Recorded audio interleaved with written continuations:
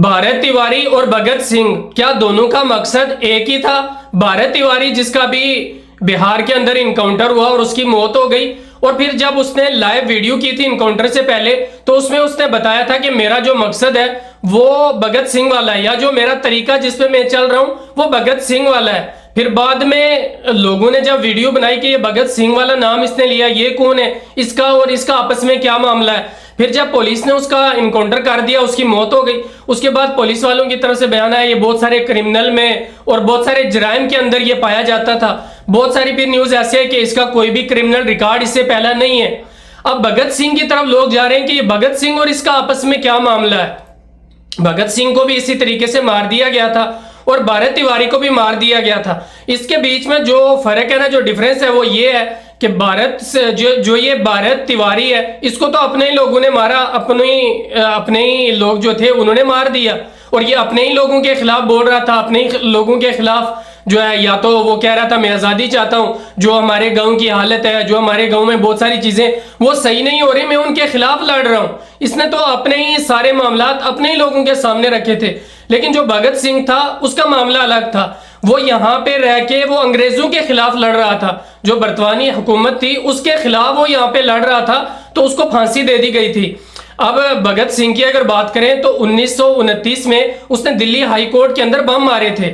ये दो आदमी थे, ये पहले लाहौर में गए थे, वहां इनका कुछ मामला नहीं बना, उसके बाद ये दिल्ली हाई कोर्ट में आए, तो यहाँ पे आके जब इन्होंने अंग्रेजों के खिलाफ बातें की कि आप हमारे ऊपर जुल्म कर रहे हो, इस जुल्म से आप बाज आ जाओ, ये चीजें हमें दी जाए, फलां फलां बहुत सारी बातें उसने जहां पे आके अंग्रेजों के खिलाफ रखी, तो अंग्रेज मानने के लिए तैयार नहीं हुए। उसके बाद इसने और इसका एक दूसरा साथी था, इन्होंने बम लिए और वो दिल्ली हाई कोर्ट के अंदर मारे, जहां पे वो जो बम थे वो सिर्फ एक, उनके अंदर सिर्फ थोड़ा सा धुआं था और थोड़ी बहुत आवाज थी, बाकी उन्होंने वो मारे भी खाली जगह थे। और इनका मकसद ये था, जो भगत सिंह था उसका, कि इन बम की वजह से किसी की जान न जाए। सिर्फ उसका मकसद ये था कि डराया जाए इस अंग्रेजों को कि ये जो हमारी जो चीजें जो हम आप पे ये जुल्म कर रहे हैं, उन सारी चीजों से ये बाज आ जाए।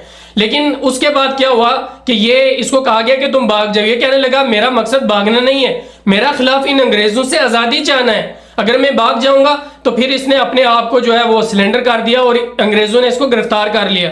उसके बाद इसका भगत सिंह का जो मामला था वो लाहौर हाई कोर्ट में गया, वहां पे 3-4 बार सुनवाई हुई। उसके बाद आखिरी जो सुनवाई शायद इनकी हुई वो 1931 मार्च के महीने में शायद ऐसे कहीं हुई, और वो जो अपील थी वहां पे बरतानी हुकूमत के पास गई तो उन्होंने मुस्तरद कर दिया। फिर उसके बाद भगत सिंह को जो है फांसी दे दी गई लाहौर हाई कोर्ट में। अभी कुछ साल पहले आपको पता होगा कि लाहौर हाई कोर्ट ने वो सारी उसके जो केस था, वो मामला था, वो बाहर निकाला था, पूरी दुनिया पे दिखाया था कि ये जो भगत सिंह था ये इसका कोई क्रिमिनल केस नहीं था, कोई जुर्म नहीं था, कुछ नहीं था, बल्कि सिर्फ ये अंग्रेजों से आजादी चाहता था। जो वो जुल्म करते थे यहाँ पे हमारे लोगों पे, उनके खिलाफ ये आजादी चाहता था। अभी कुछ साल पहले उन्होंने दिखाया था।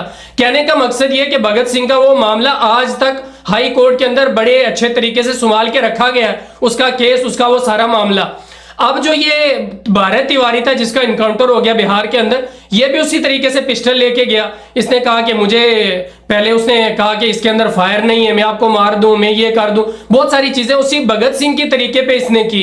लेकिन आखिर जाके लास्ट में इसने अपने आप को सिलेंडर कर दिया, हथियार फेंक दिया, सारी चीजें छोड़ दी। चलो इसके जो भी मामला थे वो हुकूमत देखेगी, जो कानून वाले वो देखेंगे क्या था क्या नहीं, लेकिन सारी चीजें इसने छोड़ दी। इसने कहा भगत सिंह की तरह सारा मामला है, तो फिर ये बोल गया था कि भगत सिंह को मार दिया गया था।